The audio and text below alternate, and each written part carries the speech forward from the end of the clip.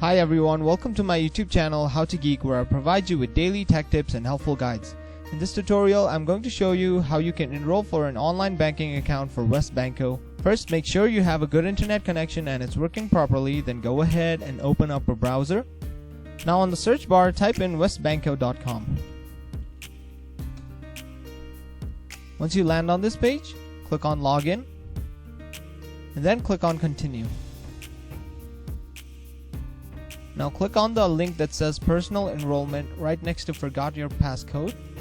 Now you have to tick this box and click on I agree. Now again the same thing, tick this box and click on I agree.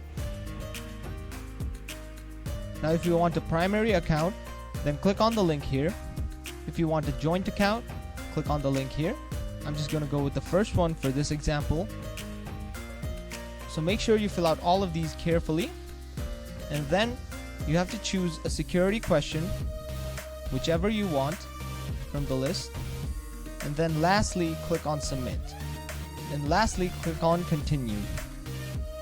Once you click on Continue, it will direct you to another page where they will further guide you on how you can enroll into an online banking account.